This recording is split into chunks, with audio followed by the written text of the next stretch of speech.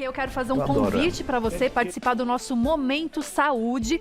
E como amanhã, dia 7 de maio, é o Dia Internacional da Luta contra a Endometriose, hoje vamos falar sobre essa doença que atinge, gente, cerca de 7 milhões de mulheres só no Brasil. E é claro que a doutora Larissa Cassiano, que é ginecologista, está aqui com a gente e obstetra também e vai ajudar a tirar essas dúvidas. Você viu, né, doutora, que todos mandaram um beijo para você. Seja bem-vinda. Obrigada, beijo pra ti e pra todos. Muito Obrigada. querida mesmo. Seja bem-vinda de volta. Fico muito feliz de estar de volta pós-nascimento da minha bebê e é uma honra estar aqui hoje. Ai, daqui a pouquinho eu vou perguntar para você sobre isso também. A gente começa introduzindo aqui sobre a endometriose. Eu acho que é legal, né, doutora, falar o que é a endometriose para a gente poder se aprofundar um pouquinho nas perguntas. E você pode mandar as suas também no @Gazeta Mulheres. A endometriose é uma inflamação na pelve. Então aqui a gente tem um modelinho que eu acho que fica bem legal para ver. Esse então é o útero. Aqui a gente tem as trompas, os ovários. A endometriose são esses pontinhos escuros, como se a gente tivesse várias coisinhas grudadinhas aqui. E aqui a gente vê bem direitinho. Então, no útero a gente tem, aqui na trompa a gente tem essa partezinha mais escura, nos ovários. E aqui embaixo é no útero, mas está pegando esse pontinho aqui, que é o ligamento. Esse é um ponto muito importante da endometriose, porque dá dor. Então a pessoa, muitas vezes, com a movimentação do útero, o estímulo do útero, ela sente dor por causa de situações como essa, em que a gente tem esses ligamentos comprometidos. A gente também tem aqui a região dos ovários, que muitas vezes vão estar comprometidas, formando o que a gente chama de endometriomas, que podem dificultar para engravidar, a menstruação ficar mais dolorosa, mais intensa. Então a endometriose é isso, ela inflama toda a pelve, então toda a pelve pode estar comprometida, afetando a fertilidade, afetando a qualidade de vida das pessoas. Agora, a mulher que tem endometriose, ela sente muita dor.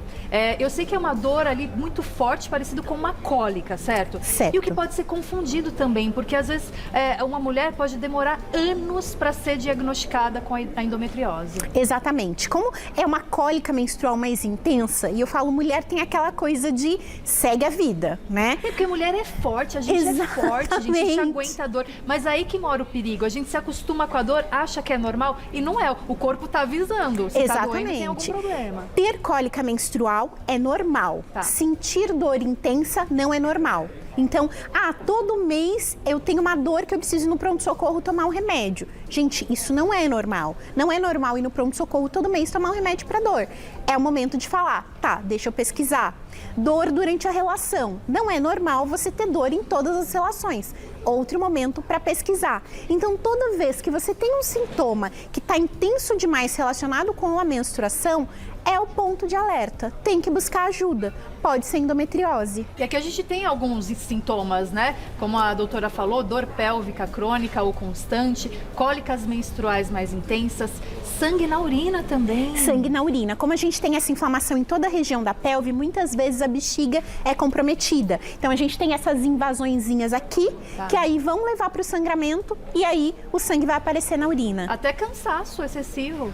E o cansaço, é importante a gente pensar, se eu tenho uma doença que me deixa sempre mal, tô sempre, tá doendo, você vai ficando cansada dessa dor.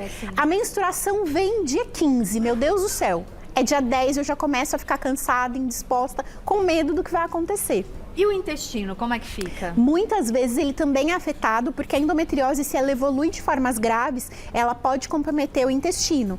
Então, aqui a gente não tem uma imagem do intestino, mas pensem que essa é a parte anterior do útero. Aqui atrás a gente tem as alças intestinais, aqui a gente tem a parte posterior. Nessa parte posterior, de novo, pontinhos grudadinhos, vão diminuir a mobilidade do intestino, vão fazer com que as fezes demorem mais para sair, às vezes a barriga vai ficar super aumentada, que a gente chama de distendida, porque isso está inflamado. Então, todo mês, o tempo todo, vem essa inflamação, vem esse sintoma que é bem desconfortável. Então, a endometriose pode atingir outros órgãos? Ela pode atingir outros órgãos além da pelve. Então, hoje, a gente já tem até relato de foco de endometriose cerebral, pulmonar. Nossa. Então, ela é uma doença inflamatória que existem várias teorias. Algumas teorias falam, uma delas que a gente fala é, a menstruação teoricamente deveria sair pela região aqui do canal vaginal. É como se ela voltasse aqui pela tuba, ela saísse e voltasse aqui para a região da pelve, ficasse ali dentro. Essa é uma das teorias. Aí explica a endometriose nessa região. E a outra é que as células dessa menstruação se formam em outras regiões do corpo. É como se elas transmutassem. E aí eu posso ter no cérebro, na região pulmonar, em outras regiões. Nesses órgãos podem acontecer sangramentos. Uau. Por isso que o diagnóstico é tão complicado. E por isso que olha tanto de sintoma que a gente tem em tantos órgãos tão diferentes, além da região da pelve. E é uma doença que não tem cura, mas tem o tratamento, né? Por exemplo, o uso do anticoncepcional, ele realmente ajuda?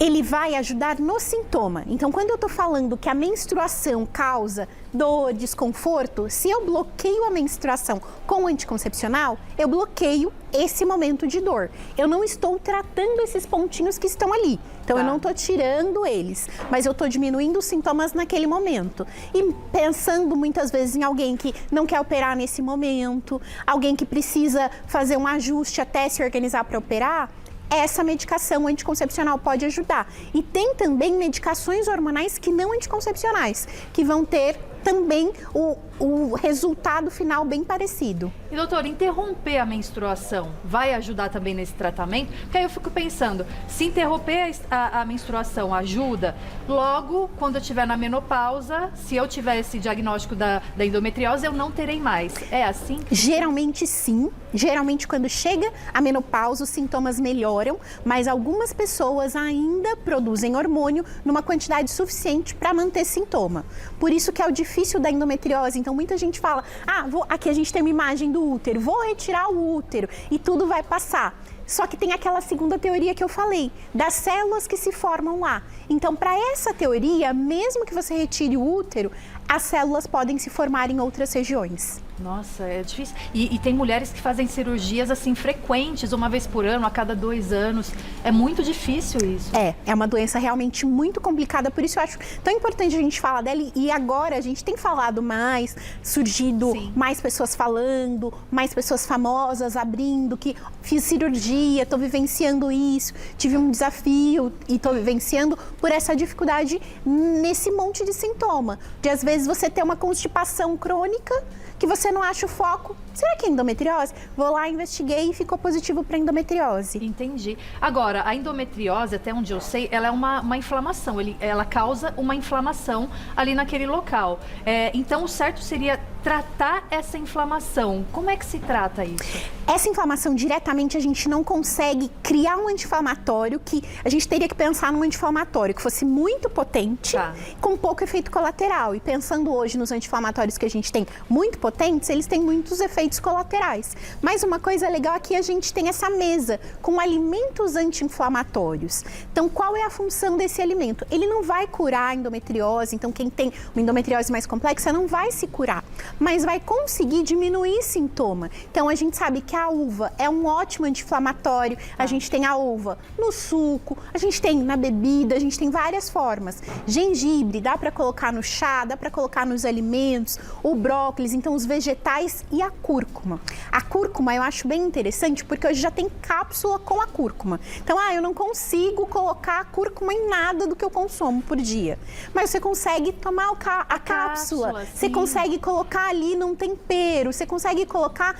Não vai diminuir completamente, mas vai reduzir os sintomas. E se a gente está pensando em uma doença que tem tantos sintomas, que pega tantos órgãos, qualquer redução que eu faço de um pouquinho de desconforto, eu já estou fazendo algo muito significativo. Então, eu já consigo, às vezes, diminuir um pouco de sintoma para ter um pouquinho mais de qualidade de vida e diminuir o cansaço. Né? Então, aquele pouquinho do dia a dia da dieta que você muda, que você consegue ajustar e melhorar a sua qualidade de vida. Então, o estilo de vida vai mudar completamente, aí vai ajudar muito nesse quadro. Então, por exemplo, a alimentação, você colocou aqui uma alimentação positiva, né? Mas também o que a gente não deve comer, eu já imagino que sejam aí os industrializados. Exatamente. Né? No consultório, eu tive uma paciente que teve uma redução de 10 quilos porque ela tirou isso. Ela tirou o leite, ela reduziu o consumo de carne, de bebida bebida alcoólica. Então, esses alimentos, é o que eu sempre falo, não é uma dieta para a redução de peso. Mas a partir do momento em que você tem esses alimentos num consumo maior ali, que você reduz, muitas vezes você vai reduzir o peso. E claro, melhorar o sono vai ajudar também no cansaço, melhorar esse consumo de frutas, de vegetais, vai melhorar o corpo de uma maneira geral e talvez diminuir esses sintomas que são complexos. É só para a gente encerrar aqui, a Adriana, olha que interessante, ela descobriu a endometriose na menopausa. Depois que parou de tomar o anticoncepcional, comecei a sentir muita dor, meu estrógeno está muito baixo, posso fazer a reposição, acredito que seja a reposição hormonal, né? Com endometriose? Pode, mas hoje a gente já faz modulações, a gente já ajusta essa reposição hormonal justamente porque a gente sabe que ela pode ter mais focos por causa dessa questão que ela fez esse diagnóstico. Então, um exemplo, hoje a gente tem o DIU hormonal, ele funciona muito bem para reposição hormonal e é uma função, e também funciona para tratamento de endometriose. Ela vai conseguir casar as duas coisas, melhora a reposição hormonal e trata a endometriose, tudo junto. Agora, ficou uma dúvida, tá sentindo dor, tem que fazer os exames, né? Tem que fazer os exames. O diagnóstico, infelizmente, ainda é difícil, ele ainda tem muitos bloqueios de acesso, de possibilidade, mas a gente consegue fazer o diagnóstico para poder dar o tratamento e para dar um nome.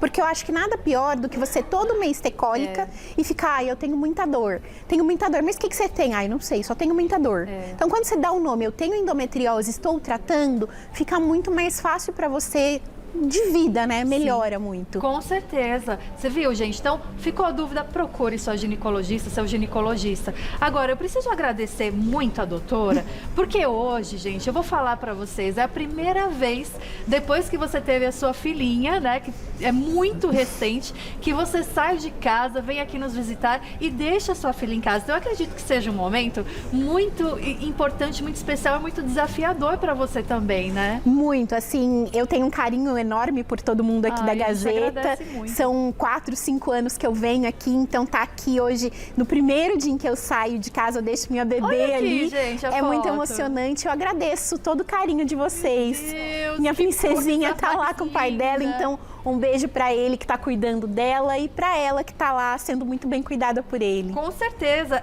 o nome dela é Amelie. Amelie, olha essa foto, olha essa neném, que coisa mais linda, que bênção, que presente de Deus, né, Lari? Muito. Não tem como se apaixonar por essa neném.